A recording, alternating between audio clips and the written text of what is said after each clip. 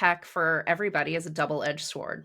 It's an enabler for all of us, but it's an enabler of burnout for everybody, but it's also a solution to a lot of our workplace problems.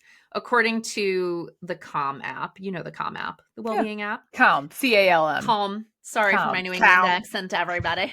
You need to calm down. Calm. Yep. Calm.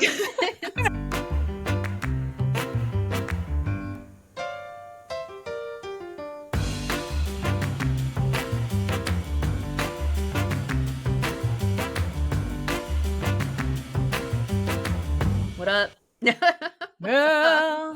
Mel, it's the last week of October. I know. Can you believe it? No. November 1st, this Friday. Yeah. How did that happen? I'm still in denial. I'm still going out without a coat.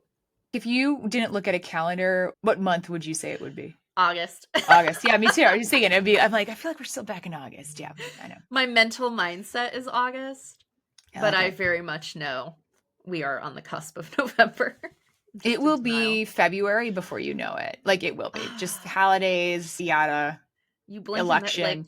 Once November 1st happens, I feel like you find yourself January 1, like, what just happened? Yeah. And especially this year with the election, it's going to be like unbelievable. Yeah. Anything fun this weekend? Anything fun? Yes. Okay. Fun fact for you. Fun fact. What I get for living in an old place on the East Coast. Fun fact. The first witch trials that happened in the U.S. happened in Connecticut. Before Salem, they happened in Old Wethersfield, Connecticut. And the first witch hanging happened down the street from my house. Creepy fact. Yeah, I don't know if that's a fun fact. It's certainly a creepy fact. A woman was hanged. No, spooky times. Yeah. I only learned that super nerdy professor from UConn came to speak at our local library about the witch trials and what that was really about, which, by the way, nothing's changed, folks. It was about women owning property and men wanting to obtain it.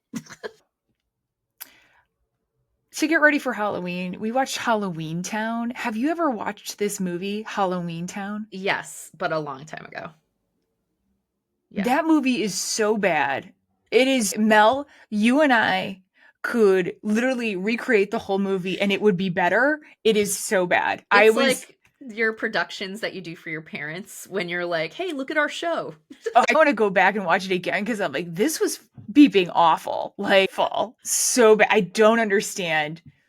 And I feel like there was this time in the 90s where movies and television just sucked ass. It was so bad. It really did. Wait, do you have a favorite Halloween movie? I always like the Charlie Browns. Although even the Charlie Brown one, I'm like, yeah. What's your favorite Halloween movie? I have the most obscure Halloween movie that no one ever knows what the hell I'm talking about. What is it? It's from the 80s. Did you ever see the movie The Monster Squad? No one's seen that movie, Mel. No one's seen that movie. How has nobody seen this movie? I swear it is so funny. Do yourself a favor if you want to laugh. It's like Goonies meets Halloween. Search for it. You will not regret it. It's bad, but it's funny. We're back with New Week, New Headlines. Mel, what are you talking about today? I am talking about an article out of the BBC that asks the question, will AI make burnout? Yes. Okay. Just kidding. I don't know. I have no idea the answer to that. Funny. Oh, that's awesome. Okay. And I'm talking about the cost of retirement. The American dream now costs a hefty $4.4 million. Retirement is the biggest chunk of that. So I want to talk about retirement, and I want to talk about some of the best states to retire in and some things that every generation needs to think about as it relates to retirement. It sounds like none of us are retiring with that number, but okay.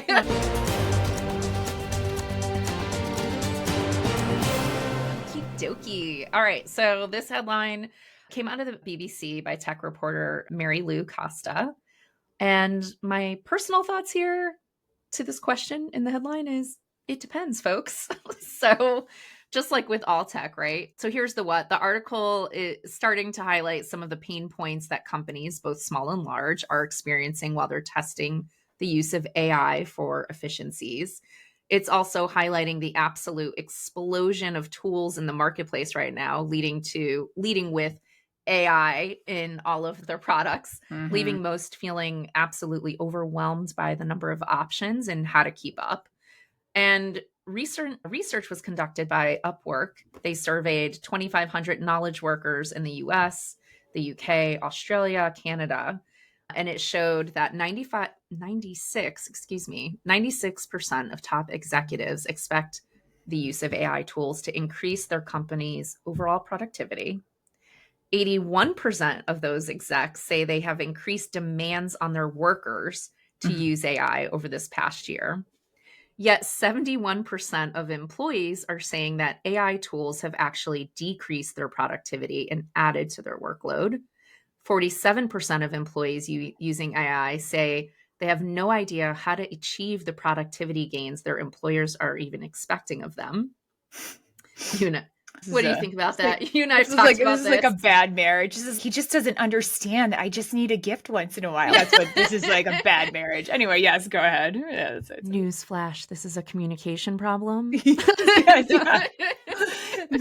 Your employer is from Mars, you are from Venus, and that's okay. As a result, 61% of people believe that using AI will increase their chances of experiencing burnout.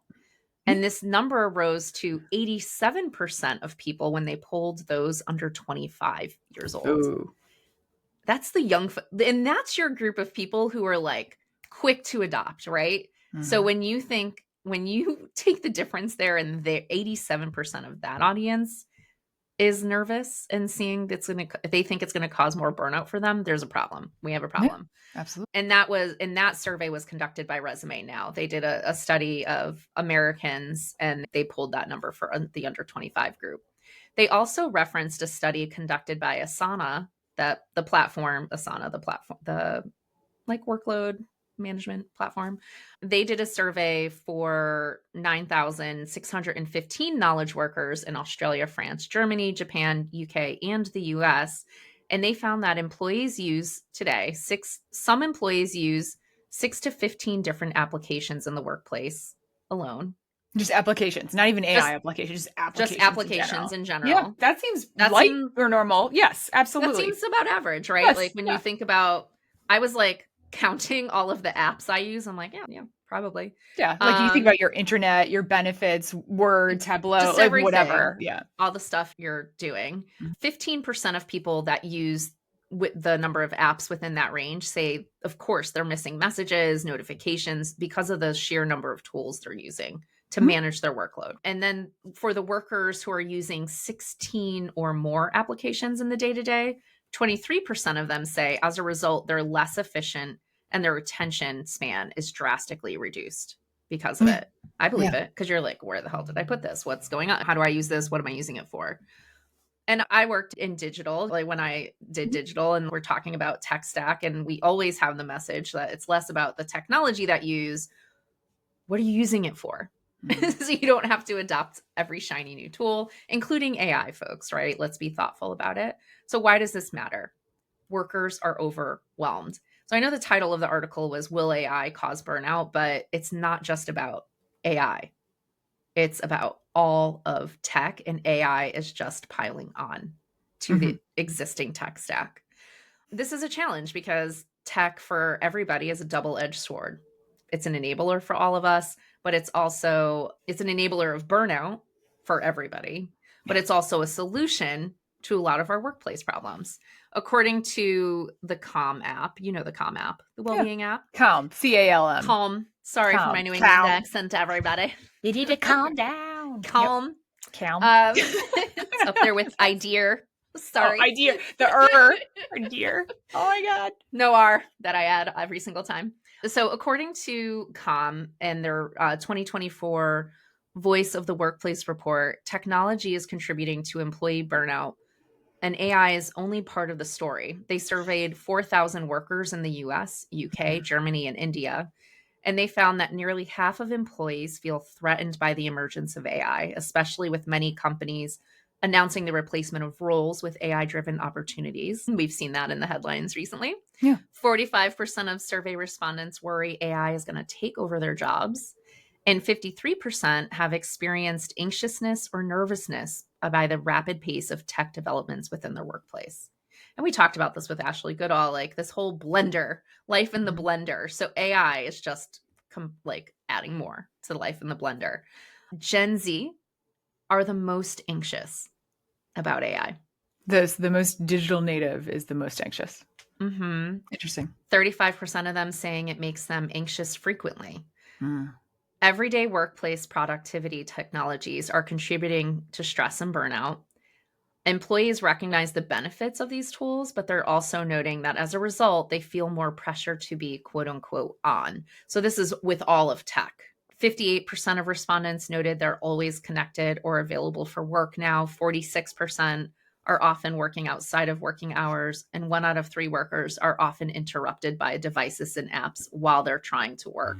So there's this constant interruption and there's no flow state happening. And innovation and good work happens when you have a flow state. We've talked about this all the time.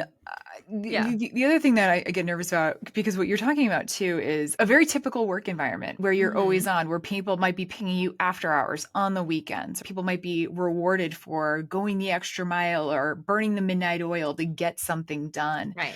And I just read a study coming out of Australia talking about work addiction. Yes. And there are certain people that are literally addicted to work, and they get addicted to work because of the culture that they're in. They're rewarded for it. They're rewarded for it. If you are in a culture that rewards the always on, that's the key thing. Your people will become work addicted, i.e., and then get burnout. It's not good.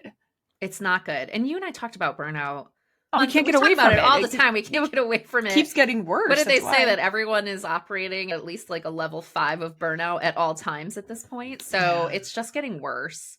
And I think something to me that's really poignant here is people are looking at AI. It's going to solve all their problems. And I just remember working when I focus solely on HR tech and the purpose of the technology we bring in, there's this impatience as if folks are going to miss out on something if they don't immediately act. And I think there's some value in slowing down and being really thoughtful about how you implement the technology.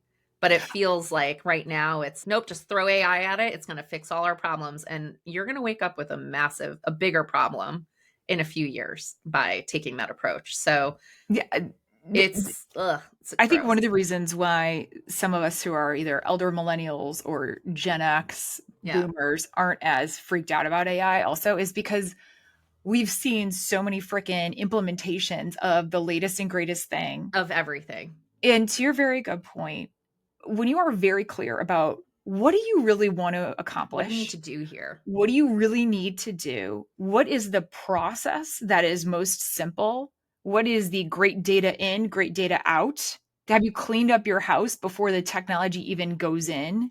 I think so much of the time, it's all the same shit, different day. We experience this with HCMs coming in. I can't tell you the amount of times I've been on a call about, like LXPs, LMSs, Workday, SAP, Oracle, where they're like, ATS, it's going to solve everything. You have a data hygiene issue. Garbage in, garbage out. Yeah, huge data hygiene issues. Also a change management component. They're not thinking about the impacts to people, the training that's needed. There's so many elements that need to go into it. And we talked about this with one of our guests, Dwayne Blomstrom. If you're not following her on LinkedIn, folks, you absolutely should. She's just the smartest person. And she talks about the concept of human debt and the rise of human debt in the workplace. That continues to happen. And if for folks who may have missed that episode, please go back and check it. But the high level gist of it here is human debt is when we ignore people needs, when we're creating system, process, and policies in the workplace, and we're not thinking about them at all during the implementation of these things. And I will tell you, happening right now. In my entire career, and I've done a ton of implementations as part of whatever org, right? There was only one time in one company that we were really thoughtful about what is the employee experience going from this tech to this tech. One time. Most time it's just people don't care. We're just going to add another one, and they're going to have to figure out all these disparate systems. Yeah, and then you have what I used to call the Franken tool. Oh, God. We just have one massive Franken tool now. Yeah. Fascinating. Implementation of tech is a major contributor to human debt in the workplace because they're doing it without people in mind. We see it in the headlines right now. We hear it anecdotally from people talking about it. And I love tech. I am a huge proponent of tech, but thoughtful tech. And let's be thoughtful.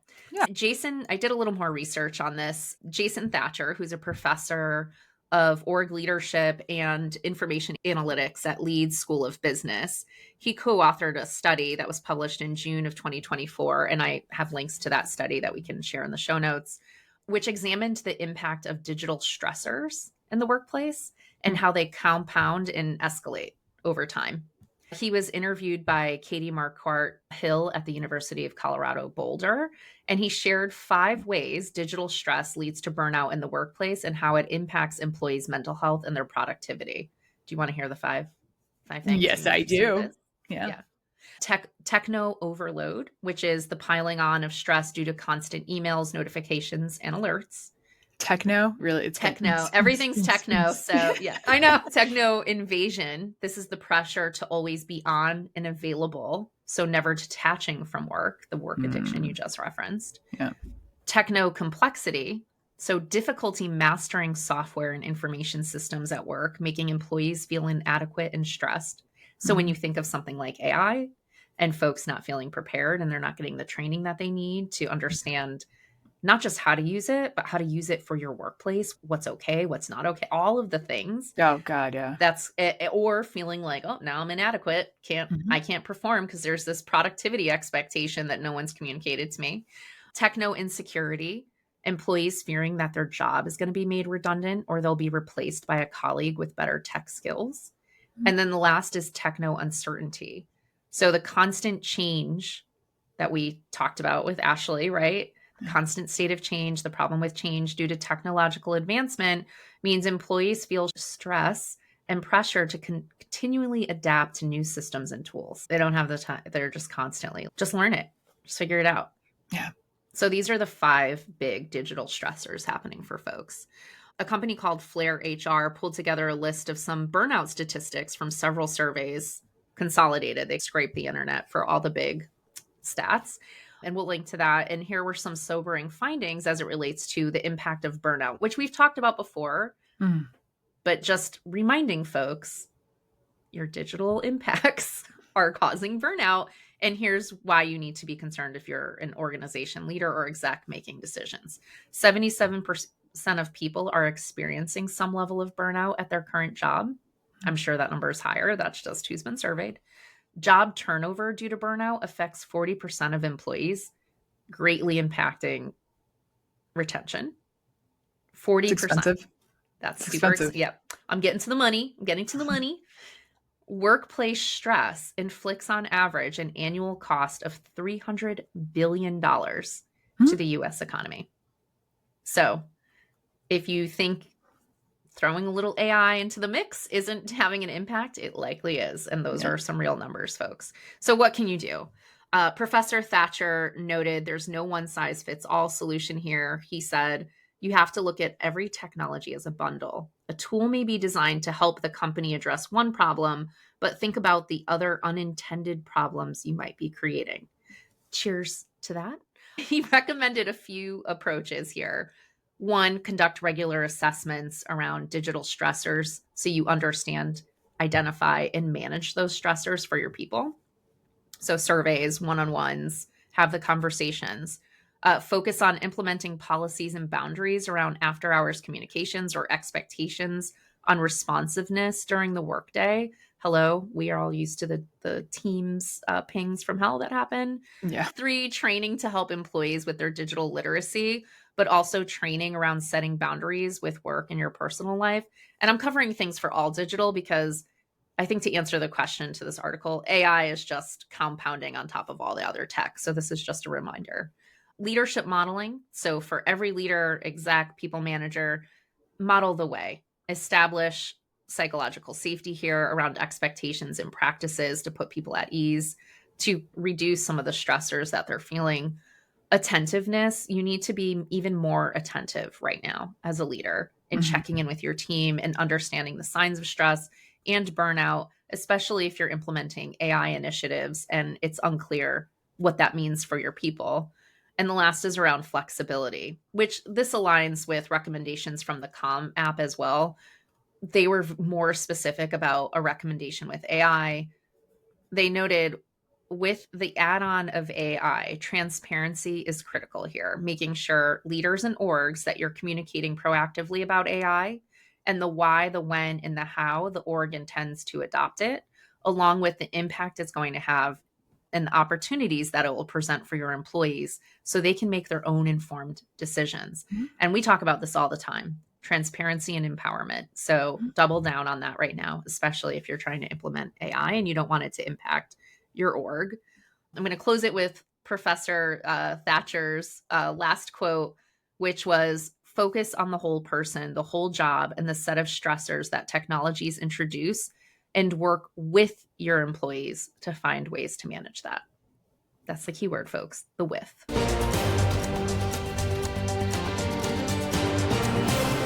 Let's talk retirement. So I was just farting around on the internet, and Visual Capitalist came out with how much the American dream costs right now. And I was shocked. When you think about the American dream, what is the American dream? What is it? It's like the house, right? The house. Okay. What we've been told. That you have job security, you have a house, the white picket fence, the 2.5 kids, and a dog. Yeah. Wow. They're looking at a couple things too. If you had to pay for college tuition, if you had to pay for retirement, that kind of stuff. But 4.4 million is the average, which is a big enough number. And I'll link to that in the show notes. It's big. 4.4, like you need to have that. 4.4 as in by the time it's all said and done, you will have spent $4.4 million over the course of your lifetime. Okay. I can see that. It's still a hefty chunk of change. Yeah. The biggest number in that is retirement. Right now, if you're set to retire, you're going to need to have almost $1.6 million. $1.6 million. I'm thinking that most people don't have $1.6 million to retire on. For instance, you are Gen X, i.e. you are currently somewhere between 44 to 59. You're going to need about $2 million, and you're probably going to need anywhere from 20 to 30 years of savings. Millennials, again, you're 28 to 43-year-olds, $2.5 million, because you're going to need probably closer to 30 plus years because people are living longer. Gen Z is almost going to need about $3 million, and they need to be looking at 35 plus years of retirement. I share that because retirement is one of these things a lot of people don't start really thinking about it until they're like, oh shit, I need to start thinking about it. But right now, if you're set to retire, in order to retire decently, that's on average, you're going to need that 1.6. Where you live has a pretty distinct advantage or not on your retirement. So, Mel, where do you think are the best states to retire? I am going to assume Delaware, Texas, New Hampshire. I don't know why New Hampshire always gets thrown in there. Maybe down south. I used to think Florida, but their property insurance is like through the roof now. Yeah. What are they? I'm curious. If you need it. I think it's fascinating what you chose. Where people actually retire. Florida, a huge percent go to Florida. Your Arizonas were snowbirding, South Carolina, Texas, and North Carolina. And you're totally right. Right after that, it's all the nice warm weather. It's Georgia, Alabama, Tennessee, Nevada, Kentucky. Okay. Those are the top 10. The best states to retire, though, it's not just about weather. It shouldn't be just about weather. So Bankrate did this study and they looked at all 50 states and they were judging it by 5 key metrics. Affordability, which again, when you're living off of a fixed income is a big deal. Affordability being 40% of their weighting, well-being being 25%, healthcare, access to hospitals and all that good jazz, 20%, weather only being 10%, and crime being 5%. Their top pick, Mel, you hit the nail on the head. It's Delaware.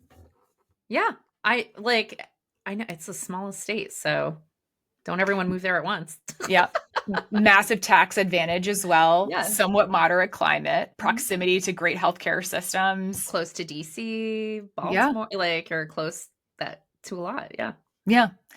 Delaware, right after that, West Virginia, which I was kind of surprised by, actually. Interesting. Yeah, you don't really hear about, especially like a tax advantage state, you don't really hear about it, but it's the cost of living factor with West Virginia. Yeah. Georgia and South Carolina, they share Okay. the list of where people are already going. And the fifth, Missouri. Again, cost of living. Interesting. Yeah. Yeah. Okay. Kind of fascinating.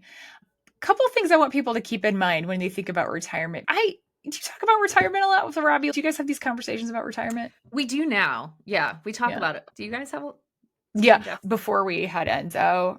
Yeah.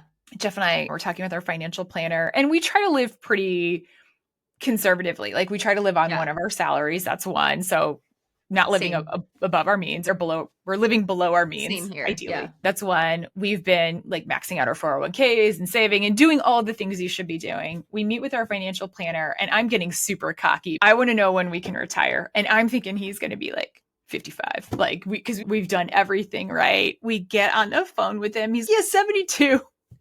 What? Yes. Listen, life's too short, folks. I'm not doing that. I actually don't think retirement's in the cards for anybody who isn't a boomer. I don't think it's realistic for anyone anymore because you're like, when you think about the high stress situations in work today and corporate, all the things we hear, are you willing to, I don't know, be in that environment until you're in your 70s?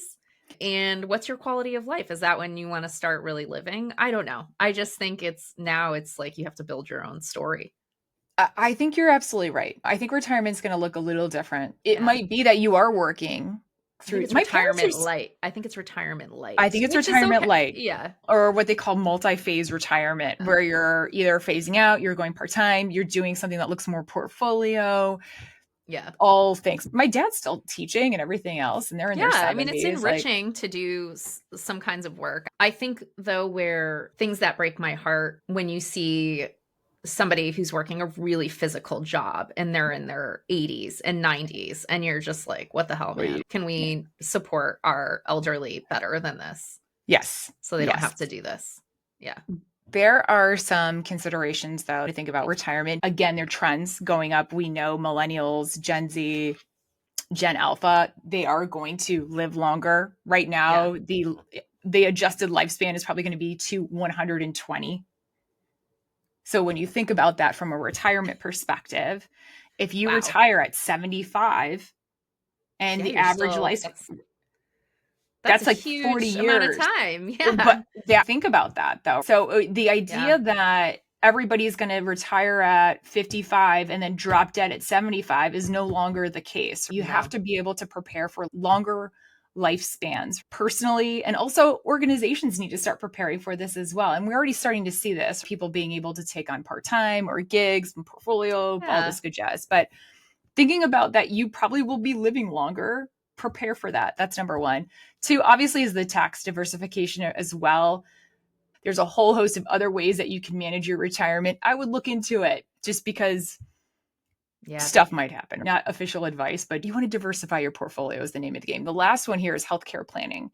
Healthcare costs are going to continue to go up, and thinking about where you're going to live, how you're going to live, and what kind of preventative things you can be doing now. Like, for instance, this is the stupidest thing on the face of the planet, but I was listening to the Huberman podcast, which I know I'm so bummed. Gross. But it was a good episode. It was a good episode. You need to find a new expert. He's canceled. There were two things that came up around longevity. And one of the things they were talking about is really heavy weightlifting, but also jumping, like jumping rope, jumping up and down. Can you jump up on things? All that is part of healthcare planning, honestly. What you want to do is be able to protect your brain and protect your body from a fall. Those are your two biggest issues. Protect yourself. What can you be doing now to make sure that your last quarter of life, you're having a good time? And think about moving to Delaware, friends.